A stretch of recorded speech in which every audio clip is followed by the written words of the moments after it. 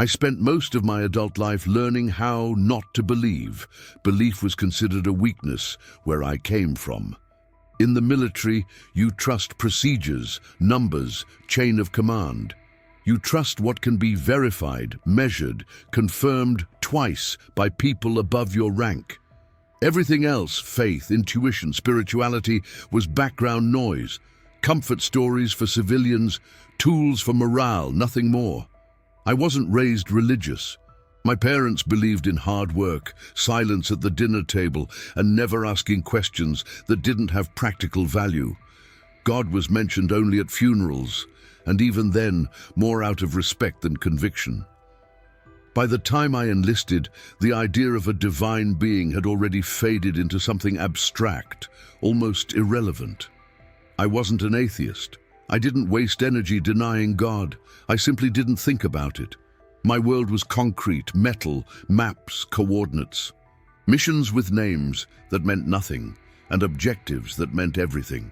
I specialized in operations that never appeared in reports and locations that didn't exist on any public record. The kind of work where you learn early that reality has layers, and most people only live on the surface. Still, even with everything I had seen, violence, chaos, human cruelty at its rawest, I believed the universe was ultimately indifferent. No higher meaning, no hidden intelligence. Just cause and effect stretched across an infinite cold canvas. That belief kept me stable. It made things simple, until the mission that changed everything began with a sentence that should have warned me. This operation will not be documented. No paperwork, no official authorization, no insignias on our uniforms. We were told to leave behind anything that could identify us, not just names, but history. We were ghosts before we even boarded the transport. The location was described in vague terms: remote, isolated, outside conventional jurisdiction. We were not told what we were retrieving, only that we were to secure a site and maintain containment until further instructions. No enemy force was mentioned, no resistance expected. That should have been the second warning. During transit, instruments malfunctioned sporadically. Nothing dramatic, just enough to be unsettling. Compasses drifted, digital clocks desynchronized. One man swore he heard voices through his headset, but command dismissed it as interference. We were trained to ignore anomalies unless they posed immediate risk. But unease has a way of accumulating. When we arrived, the environment felt wrong. Not hostile, just misaligned. As if the land itself wasn't entirely in sync with the rest of the world. Sound carried strangely. The air felt dense, almost heavy in the lungs. Time seemed to stretch, moments lingering longer than they should. No one joked, no one spoke unless necessary. That was unusual for hardened soldiers. As we advanced toward the designated zone, I felt something I hadn't felt since childhood, a sense of being observed, not watched in the tactical sense, no scopes, no movement, but noticed, a quiet awareness pressing against the back of my mind. I pushed it away. Fear does strange things. Stress amplifies imagination. Then we reached the perimeter, and everything I believed about God, about reality, about the limits of existence, began to fracture. Because the mission was never about weapons, it was never about technology, and it was certainly never about national security. It was about contact. At that moment, standing in a place that officially did not exist, I realized something unsettling. All my training had prepared me to face enemies, disasters, and death. But nothing had prepared me to face the possibility that the universe was not empty, and that whatever intelligence existed beyond us was aware of us long before we became aware of it. That was the night I stopped believing in nothing, and the night something else began to speak. By the time we secured the perimeter, it was clear this was not a standard operation. There were no hostile signatures, no thermal movement, no electromagnetic patterns that matched anything in our databases. And yet, Command insisted on full containment protocol, as if something extremely dangerous was already inside the zone. That contradiction bothered me more than the silence. We established a temporary base, several hundred meters from the site. No tents, no flags. Everything modular, collapsible, designed to vanish without leaving a trace. Even our communication window was limited. Short bursts only. No continuous transmission. Minimize exposure, they said. Exposure to what? No one explained. I had participated in classified missions before, black ops, unacknowledged deployments. But there was always some logic, resources, geopolitics, threats. This time, there was only secrecy layered on top of secrecy. As night fell, the environment grew more unsettling. The sky was clear, yet the stars looked wrong. Not unfamiliar, just slightly displaced, as if someone had shifted the entire map of the heavens by a few degrees. One of the men tried to joke about it, then stopped mid-sentence, visibly shaken, unable to explain why he'd suddenly forgotten what he was going to say. That was when I noticed the clocks again.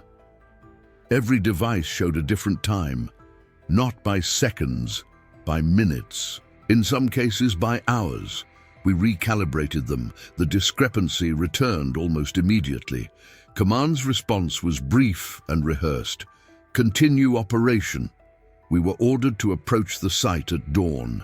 The site itself was a depression in the terrain, smooth and circular, as if the earth had been pressed inward by something massive yet precise. No scorch marks, no debris, no sign of impact. Whatever had caused it had not crashed. It had arrived. At the center stood an object. I hesitate to call it a craft. That word carries assumptions, metal, seams, propulsion systems. This thing had none of that. Its surface appeared seamless, almost organic, reflecting no light directly, yet never fully absorbing it either. Looking at it made my eyes ache, like trying to focus on something that refused to be fully perceived. No one touched it. Not because we were ordered not to, but because no one could bring themselves to. I felt it then, stronger than before. That sense of being observed, but this time it wasn't external. It felt internal, like something had turned its attention inward and was calmly reading my thoughts without judgment. I told myself it was stress, adrenaline, fatigue. Then the orders came through. A civilian team would arrive within hours, scientists, linguists, specialists from departments whose names were never spoken aloud. Our role was to maintain security and, if necessary, initiate evacuation procedures. Evacuation of whom? Someone asked. The response took too long. Of yourselves, Command finally said. That was the moment fear truly set in. As we waited, strange things began to happen among the unit. One soldier dropped to his knees, overwhelmed by an emotion he couldn't name. Another began crying quietly, insisting he could hear music, though no sound registered on our instruments. A third refused to move closer, repeating that it knows our intentions. I tried to stay grounded. I focused on routine, weapon checks, perimeter scans, breathing. But the closer I stood to the object, the more memories surfaced unbidden. Moments from my life I hadn't thought about in years. Regrets, questions I'd buried, faces of people I'd lost. None of it felt forced. It felt invited. When the civilian team finally arrived, they didn't act surprised. That terrified me. They moved with the calm certainty of people who already knew what they were about to face. One of them, a man with tired eyes and a voice too steady for the situation, looked at the object and said something I will never forget. It's not here to be studied. He turned to us. It's here to communicate. And for the first time in my career, I realized we were no longer in control of the mission. We were participants, and whatever had brought that object to us had not come by accident. They told us to stand down, weapons lowered, fingers off triggers, no sudden movements. That order alone confirmed what none of us wanted to admit. Whatever was inside the perimeter was not considered a hostile force, and not something we could control. We formed a loose semicircle around the object. The civilian team stood closer than we did. That reversal of roles unsettled me. Soldiers are trained to advance toward danger. Scientists usually stay behind us. Here, it was the opposite. Then the object reacted. There was no sound, no light burst, no mechanical movement, and yet something changed. The air pressure shifted subtly, like the moment before a storm breaks. I felt it in my chest first, a deep vibration, not painful, but impossible to ignore. One of the civilians whispered, "It's initiating." Before I could ask what that meant, the surface of the object seemed to lose definition, not disappear, soften, as if the boundary between it and the space around it had thinned. And then it appeared. The extraterrestrial did not step out. There was no door, no opening. One moment there was nothing, the next it was simply there. I struggled to describe it without falling back on cliches. It was humanoid in outline, but that similarity ended quickly. Its form was tall, slender, proportioned in a way that felt deliberate rather than biological. The surface of its body wasn't skin, as we understand it. More like a living texture, shifting subtly, responding to light and attention. Its eyes, or what I interpreted as eyes, were large, dark, and reflective.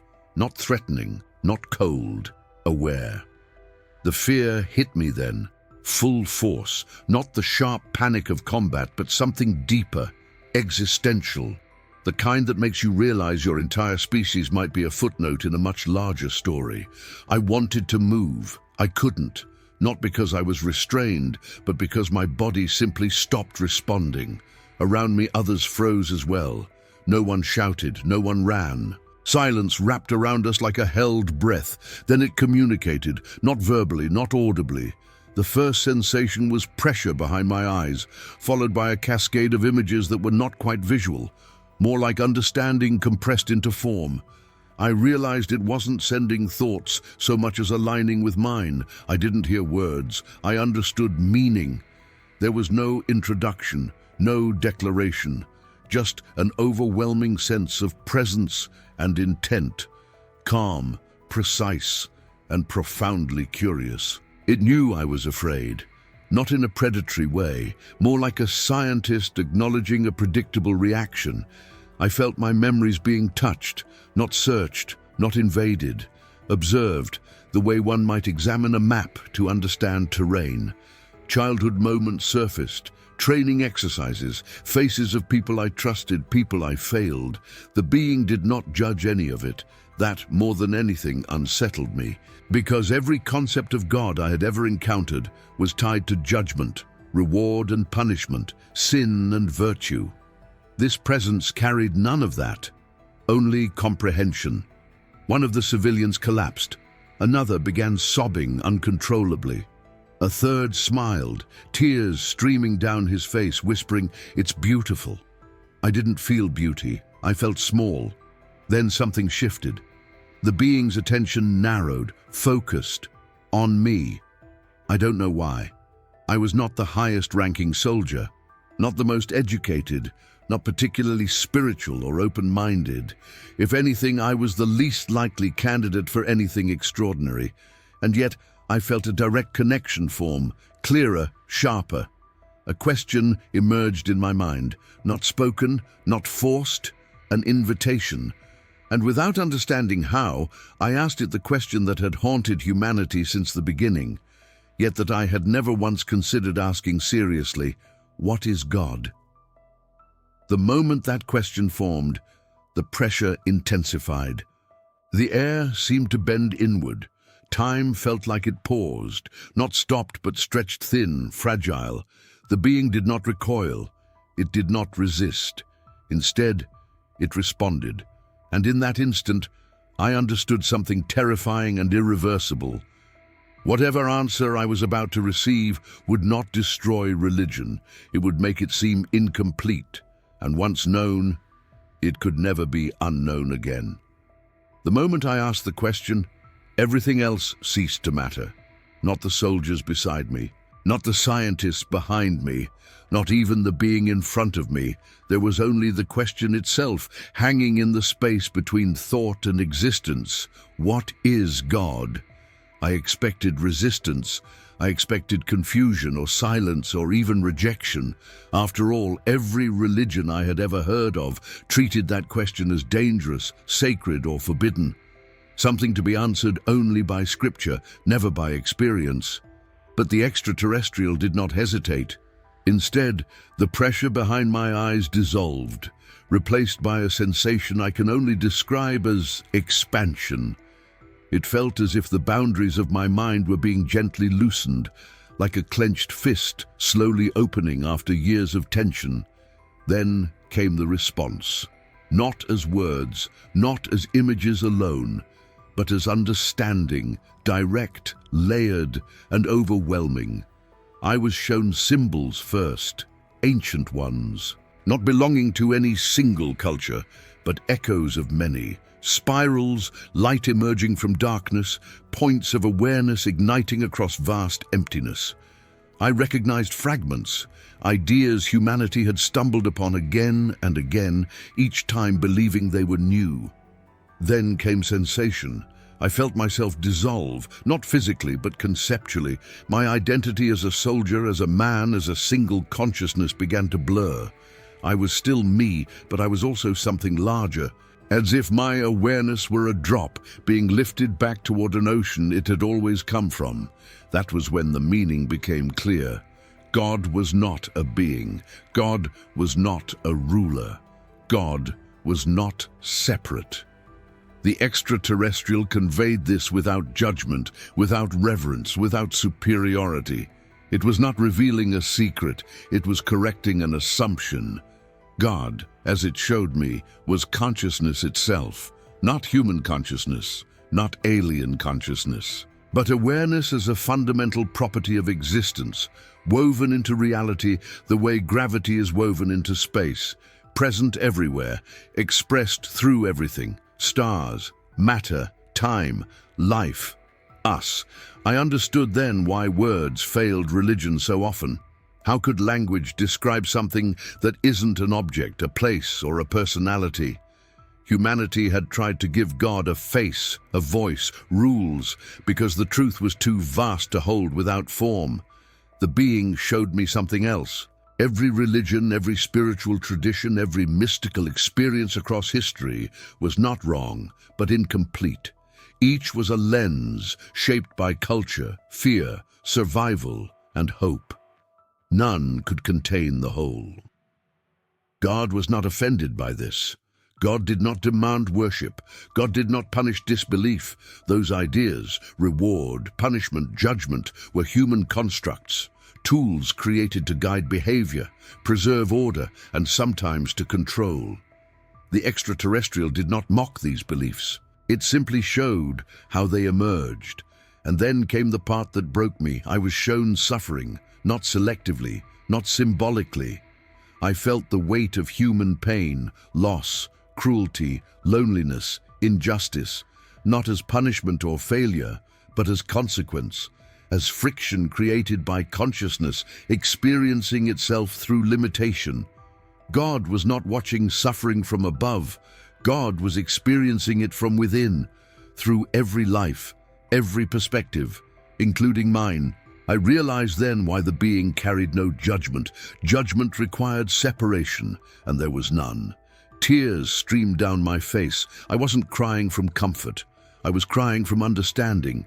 Because if this was true, if God was not an external authority, but the totality of awareness, then responsibility did not belong to heaven. It belonged to us.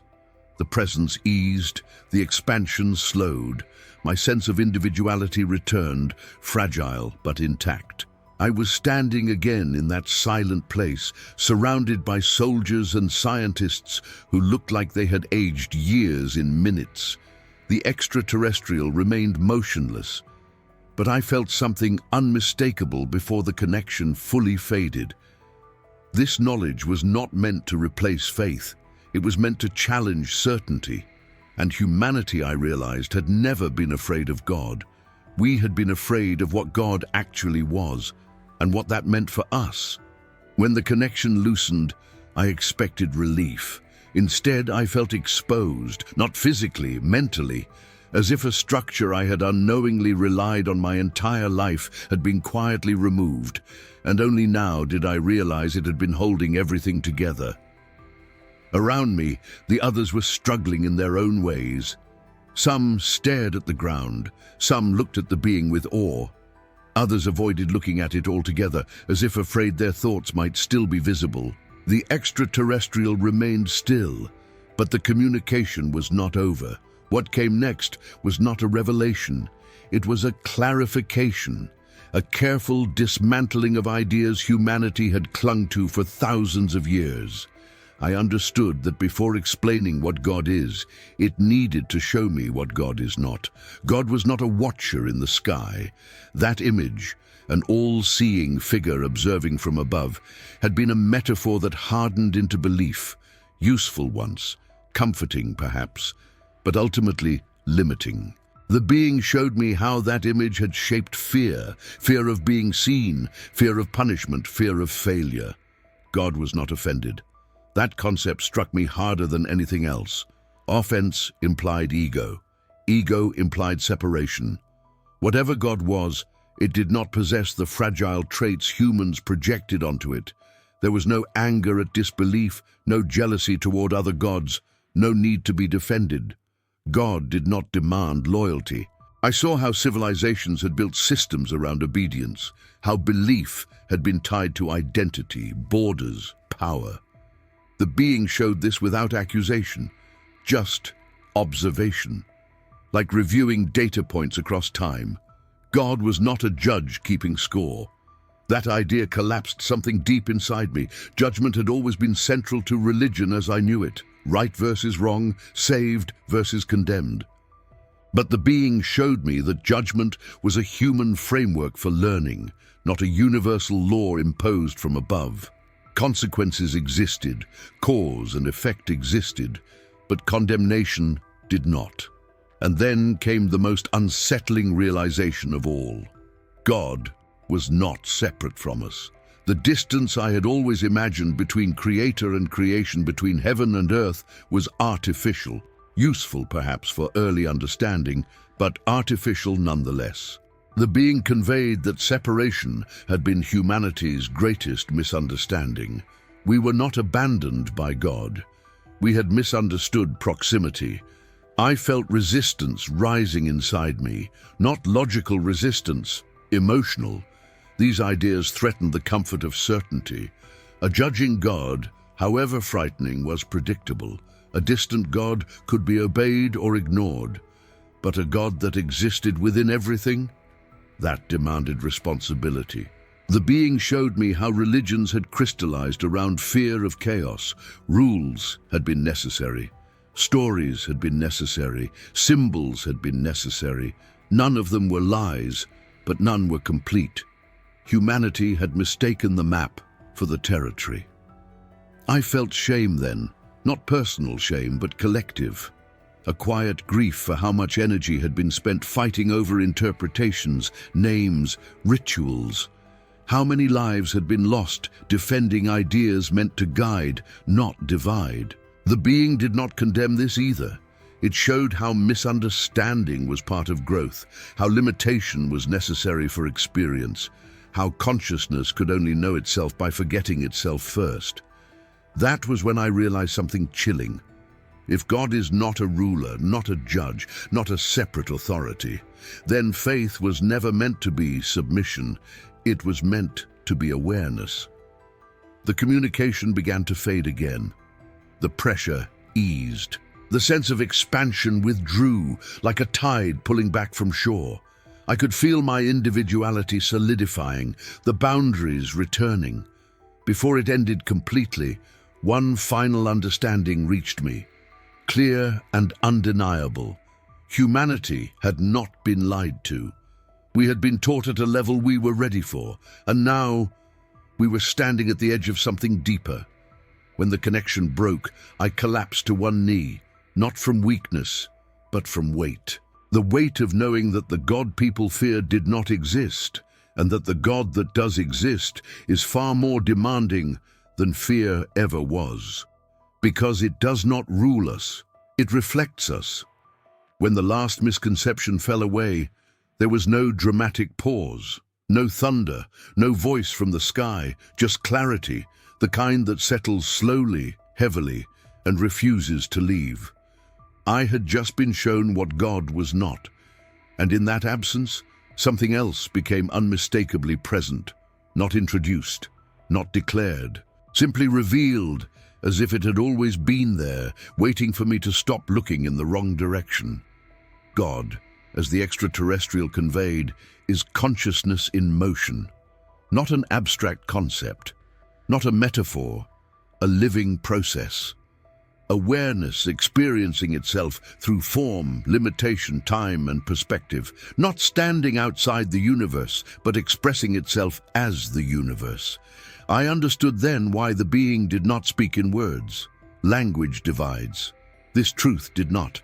God was shown to me as a field, vast, interconnected, intelligent, without personality. Not cold, but not emotional in the human sense either. It did not love the way we love, but it also did not fail to love. Love, I realized, was how humans experienced alignment with this field. God was not watching creation. God was being creation, every atom, every thought, every life, including the extraterrestrial in front of me, including me. The shock of that realization was almost unbearable. Because if that was true, then there was no hierarchy of souls, no chosen species, no divine favoritism. Consciousness was simply exploring itself through infinite variations. The being showed me how intelligence evolves, not upward toward perfection, but outward toward complexity. How civilizations rise not to be judged, but to experience, to add perspective, to expand the total awareness of existence. Humanity was not a mistake, nor were we a final product. We were a phase, a perspective, one of countless others. I felt an unexpected relief wash over me. Not comfort, but release. The burden of being special lifted, the fear of being insignificant dissolved. We mattered not because we were chosen, but because we contributed. Then came the question I hadn't asked, but which the being addressed anyway. Why suffering? The answer was not gentle. Suffering exists because limitation exists. Consciousness without limitation cannot experience contrast. Without contrast, there is no growth, no learning, no depth. Pain was not inflicted. It emerged naturally from separation, from forgetting unity, from colliding perspectives. God did not design suffering. God allowed experience. That distinction mattered more than anything I had ever been taught. I saw then how morality fit into this framework. Right and wrong were not cosmic rules enforced from above. They were signals, feedback mechanisms guiding consciousness toward coherence or chaos. Cruelty fragmented awareness. Compassion unified it, not because God commanded it, but because reality responded to it. The being showed me something that shook me deeply. Advanced civilizations understood this early. They stopped building religions around obedience and started cultivating awareness. Their spirituality was not ritual, it was responsibility. They knew that every action shaped the field, that every thought carried weight, that there was no escaping consequence, not as punishment, but as resonance. I understood why the extraterrestrial carried no symbols, no holy texts, no temples. They didn't need them. They lived the truth. As the communication neared its end, one final understanding crystallized in my mind. God does not want worship. God wants participation, to live consciously, to act responsibly, to recognize oneself in others. That was the invitation, not salvation, not obedience, awareness. The connection faded completely then. The being stood before us once more, silent, inscrutable, yet no longer alien in the way it had been moments earlier. I remained on my knee, breathing hard, my heart pounding. I had not met God. I had remembered something older than belief, and in that remembering, I realized the most unsettling truth of all. If God is consciousness itself, then there is nowhere to hide from what we choose to be. When the connection ended, the silence felt unnatural, not empty, heavy, as if reality itself had been holding its breath and only now allowed the air back in. I could hear my own breathing, uneven and loud inside my helmet. Around me, men who had faced gunfire without flinching looked broken in ways no battlefield had ever accomplished. No one spoke. We didn't need to. Whatever the extraterrestrial had shown us, it wasn't information you debated. It wasn't a theory to be tested or a doctrine to be argued. It was something that had slipped past language and lodged itself directly into the structure of who we were. I tried to stand. My legs trembled, not from fear, but from disorientation. The mental framework that had guided my entire life, discipline, hierarchy, purpose, had cracked. Not destroyed, cracked. Enough for something unfamiliar to leak in. I realized then how much of my identity had depended on certainty. The certainty that orders came from above. That right and wrong were defined externally. That meaning was assigned, not chosen. Now all of that felt provisional. The extraterrestrial had not taken anything from me. It had not replaced my beliefs with new ones. It had simply removed the illusion that there was a final authority responsible for making sense of existence on my behalf. That realization was terrifying. I had always believed that if God existed, responsibility ended there. Judgment, justice, purpose, those were cosmic matters. Humans merely complied or failed. But if God was consciousness itself, then responsibility rested with consciousness acting through me. There was no refuge in ignorance anymore.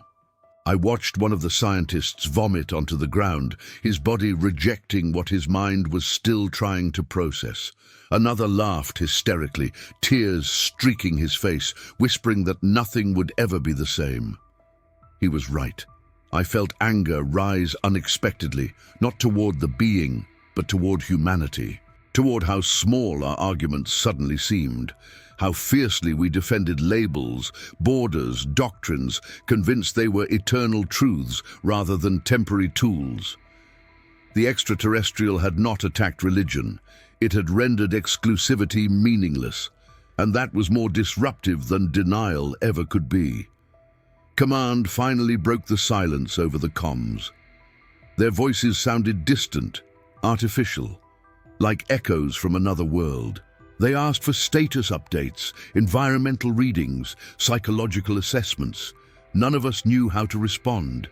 How do you report that the foundation of your worldview has shifted? That your understanding of self, God, and reality has been fundamentally altered? That the universe is conscious and you are part of its self-awareness? We resumed our duties mechanically. Procedures were followed, checklists completed, but it was all theater. The real mission had already happened, and none of it was in the manuals. I noticed something else then. The extraterrestrial was no longer the focal point, not because it had disappeared, but because the most unsettling changes were happening inside us. It stood there patient, as if it knew that the real aftermath would unfold in silence long after it was gone. I caught my reflection in the dark surface of my visor. The face, staring back, looked older, not in years, but in depth. I understood then why some people break after encounters like this, why others cling harder to old beliefs, why institutions bury these events beneath layers of classification, because once you realize there is no external judge, you must become accountable. That level of freedom is unbearable for many. As night settled in, I felt a profound sense of isolation. Not because I was alone, but because I knew I could never fully explain this to anyone outside that perimeter. Words would fail, metaphors would distort, And yet beneath that isolation something else stirred. A strange calm. The fear that had once driven my need for certainty had loosened its grip. In its place was humility, not submission, but recognition. I didn't know what came next. I only knew this. I could no longer live as if my actions didn't matter beyond myself. The extraterrestrial had not shattered my faith. It had shattered my excuses. And in that fracture, a more difficult path had opened, one where meaning was not given, it was chosen. The extraction order came sooner than expected, not because the mission was complete, but because it was no longer controllable. Command did not ask what we had learned. They did not ask what the being had shown us. Instead, they focused on logistics, departure windows, equipment retrieval, sterilization of the site. Their language was precise, clinical, and deliberately hollow. It was clear they already knew more than they were admitting. As we prepared to leave, the extraterrestrial made no attempt to stop us. It didn't signal urgency or loss. There was no farewell, just presence, calm, as if it understood that contact was not a single event, but a ripple that would continue long after physical separation. I felt something then, subtle, unmistakable, not a command, a reminder. The being did not need us to remember every detail. It needed us to remember what remembering felt like. When we lifted off, the site vanished beneath us, swallowed by darkness and distance. No coordinates were recorded, no imagery retained. The terrain below would be described later as unremarkable. And officially, nothing of interest had ever been there. Within hours, we were separated. Debriefings began immediately. They weren't interrogations. They were something worse. Normalization. Psychologists asked carefully framed questions, steering us away from metaphysics and toward stress responses, hallucinations, shared psychological projection. They offered explanations that felt tidy, comforting, and profoundly dishonest. Some men accepted them eagerly. I could see it in their eyes. Relief, the chance to file the experience under trauma and move on, to believe it had all been a malfunction of the mind under pressure. Others resisted quietly. They didn't argue. They simply answered less, chose their words carefully, learned when silence was safer than truth. I did the same. Then came the documents.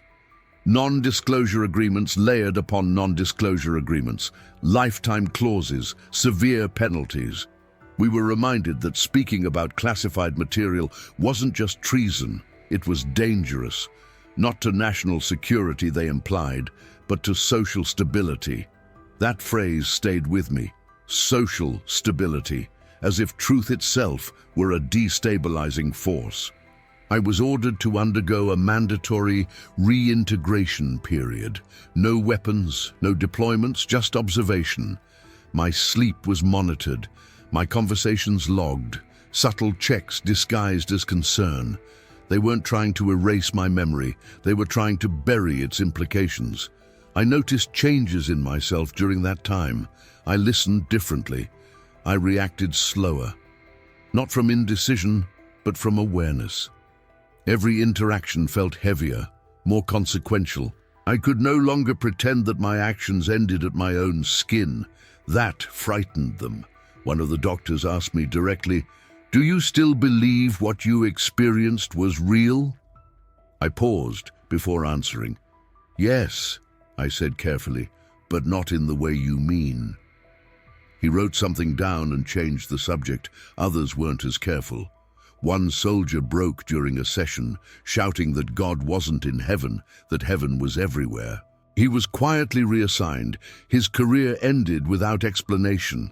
Another requested early retirement and disappeared from all internal records. No one said it out loud, but the message was clear. Remember, but do not speak. Understand, but do not share. Eventually I was cleared, released back into civilian life with honors, benefits, and a silence that followed me like a shadow. Friends noticed I was different, quieter, less reactive. When asked why, I said what was expected. Stress, burnout, time to adjust. It worked. People prefer explanations that don't demand reflection. Years passed. The world kept arguing about God the same way it always had, through borders, scriptures, anger, certainty. Watching it felt surreal, like seeing children fight over pieces of a map, unaware of the landscape beneath their feet. I understood then why the order to forget had been issued. Not because humanity wasn't ready for contact, but because humanity wasn't ready for responsibility. The extraterrestrial hadn't given us technology, it hadn't given us weapons, it had given us perspective, and perspective, I realized, is the most dangerous thing of all. Because once you see beyond the story you were given, you can never fully return to it. Civilian life was supposed to feel like freedom. That's what everyone told me. No more orders, no more classified briefings, no more silence enforced by rank. On paper, I had everything. Stability, routine, anonymity. I blended in perfectly. A former soldier who kept to himself, nothing suspicious, nothing remarkable, and yet every day felt heavier than any deployment I had ever survived. Not because of fear, because of awareness. Once you understand that consciousness is not something you have, but something you are part of, the world stops being background noise. Every conversation carries weight. Every choice leaves an echo. I could no longer dismiss cruelty as ignorance or kindness as coincidence. Everything mattered. Not morally, but structurally. Reality responded. I noticed it in small things first. How tension in a room could shift simply by choosing silence instead of reaction. How anger multiplied when fed, but dissolved when observed without attachment. How people weren't broken, just fragmented, unaware of their own internal noise. I never spoke about the encounter, not because I was afraid, because I understood how it would be received. People don't reject ideas because they're false. They reject them because those ideas demand too much change, and what I had been shown would dismantle comfort far more effectively than disbelief ever could. Religion, I realized, wasn't the enemy. Certainty was. I watched people argue over God with absolute confidence, each convinced their version was the truth, each blind to how similar their fears were. Fear of meaninglessness, fear of death, fear of being alone in a vast universe. I understood that fear now, and I understood why the extraterrestrial had never tried to correct humanity publicly, because revelation without readiness becomes destruction. Some nights, I would wake up convinced I felt that same presence again, not the being itself, but the field it had revealed, a subtle awareness beneath everything, steady and indifferent to my emotions, yet profoundly intimate. I didn't pray. Prayer implies separation. Instead, I listened. Listened to my own thoughts before they hardened into action. Listened to the quiet tension beneath words when people spoke. Listened to the way fear disguised itself as certainty, righteousness, even love. I learned something else too. Not everyone is meant to awaken at the same time. That realization was humbling. I stopped feeling frustrated when people clung to old narratives. Stories are scaffolding. They hold consciousness in place until it can stand on its own. Trying to tear them down prematurely only causes collapse. So I lived quietly. I worked ordinary jobs. I helped when I could. I walked away when conflict offered nothing but ego. Some called it detachment. Others thought I was distant. They weren't wrong. Once you see the larger pattern, personal drama loses its urgency, but not its meaning. I didn't become enlightened. I became careful. Because if consciousness is shared, then harm is never isolated. Every act of cruelty ripples outward. Every act of compassion stabilizes something larger than the moment itself. There was no reward system attached to this understanding, no promise of heaven, no threat of punishment, just consequence, resonance. I understood then why advanced civilizations, as the being had shown me, abandoned rigid belief systems, not because they rejected spirituality, but because they outgrew mythology. They replaced faith in stories with trust in awareness. That path was lonelier and infinitely more demanding. Years passed, technology advanced, debates about God grew louder, not wiser. The world became more connected and more divided. Sometimes I wondered if humanity would ever be ready. Then I remembered something the extraterrestrial had shown me without words, but with absolute clarity. Awakening is not an event, it's a process, and processes don't rush. I wasn't chosen, I wasn't special, I was simply exposed early, and living with that exposure became my quiet discipline, one that required no symbols, no rituals, no audience, just responsibility. Because once you understand that God is not watching from above, you realize you are not being observed, you are participating. And participation leaves no room for pretending that your choices don't matter. For a long time, I believed silence was the responsible choice. Not because I was afraid of consequences, those were manageable, but because I understood the fragility of belief. Once something is spoken aloud, it collides with fear, ego, identity. Truth doesn't land gently when it arrives uninvited. It fractures, it destabilizes, and most people mistake that discomfort for danger. So I stayed quiet. I lived inside the perimeter of what I was allowed to say, even after leaving the uniform behind. I told myself that protecting social stability mattered more than sharing an experience no one had asked for. That humanity would arrive at its own understanding in time, the same way every civilization eventually does. But time has a way of clarifying things. Years passed, and I watched the world grow louder and more certain, not wiser, more rigid. Belief hardened into identity, identity into division, division into violence, both subtle and overt. Everyone claimed to speak for God, yet no one seemed to listen anymore. That was when I realized silence had stopped being neutral. It had become avoidance. I'm not speaking now to convert anyone. That would be pointless. I'm not offering doctrine or proof or a new belief system to replace the old ones. What I experience cannot be packaged into rules or rituals without losing its essence. I'm speaking because humanity is reaching a threshold, not technologically but psychologically. We are powerful enough to destroy ourselves, yet still operating under frameworks built for a less connected, less aware world. Our myths taught obedience when what we need now is responsibility. Our institutions reward certainty when what we need is humility. The extraterrestrial never asked me to share this. That's important. There was no command, no mission, no expectation. The choice to speak is mine alone, and that perhaps is the most human part of this entire story. What it revealed about God does not invalidate faith, it contextualizes it. Faith was a bridge, not a destination, a way to orient consciousness before it was capable of bearing direct responsibility for itself. But clinging to the bridge forever prevents crossing.